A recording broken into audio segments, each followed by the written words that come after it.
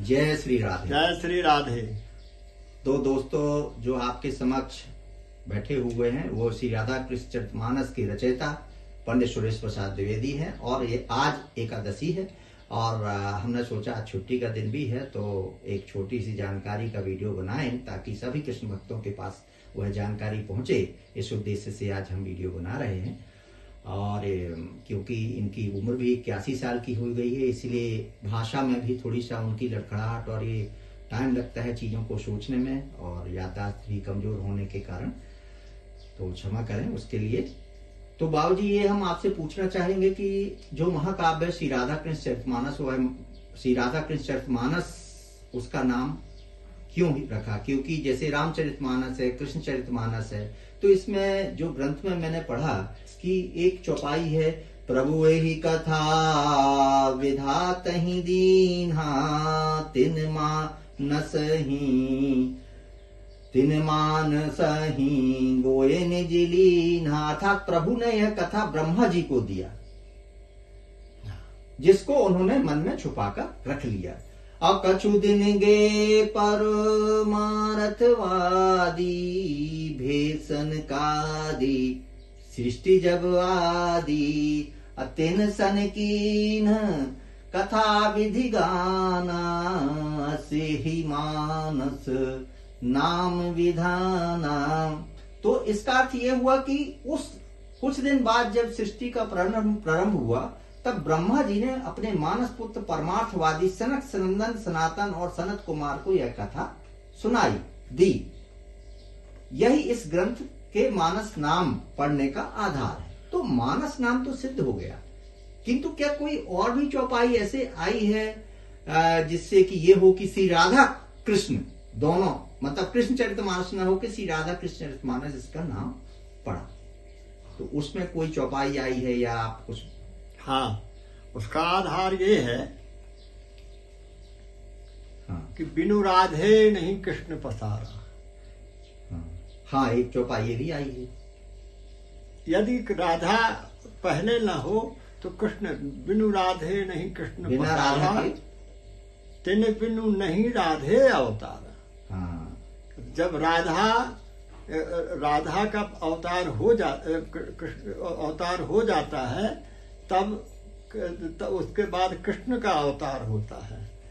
तो और दोनों एक साथ हैं क्योंकि भगवान के कंधा से ही राधा जी का प्राकट्य हुआ है। कोई जन्म तो भगवान कृष्ण के बाद ही तो राधा अवतारित हुई ना? तो भगवान नहीं, तो कृष्ण का अवतार नहीं हुआ, वो भाव यहाँ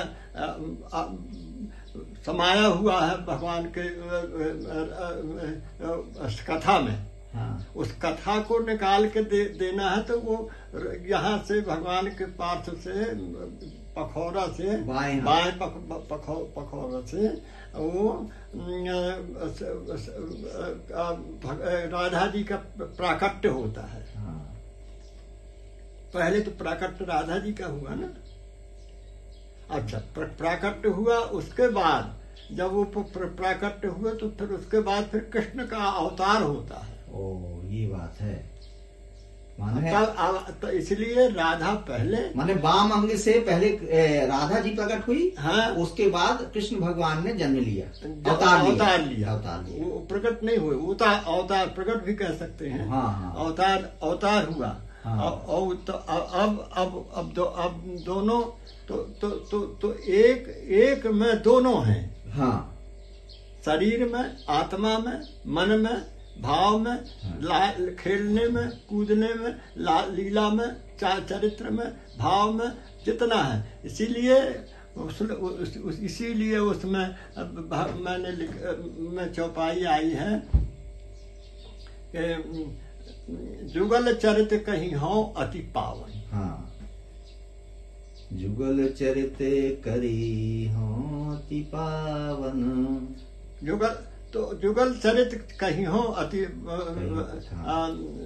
दोनों का। हाँ, दोनों का चरित्र मैं साथ में कहूंगा। अगर साथ में नहीं न कहूंगा तो कथा होगी ही नहीं। क्योंकि क्योंकि भगवान और यहाँ पर राधा और कृष्ण जो हैं वो इस प्रकार के हैं कि राधा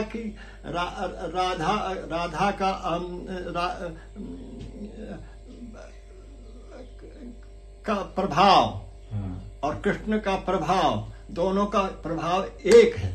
दोनों एक दूसरे की सेवा करते हैं, दोनों एक दूसरे से के हाथ साथ में रहते हैं, और दोनों की जो लीलाएं हैं उसमें दोनों की लीला साथ चलते हैं। मतलब आपके कहने का अर्थ यह हुआ कि ग्रंथ में भगवान श्री कृष्ण, परम ब्रह्म श्री कृष्ण और श्री राधा, ये दोनों का चरित्र साथ साथ चलता है, इसीलिए श्री राधा कृष्णचरितमानस आपने उसका नाम रखा। हाँ, यही है।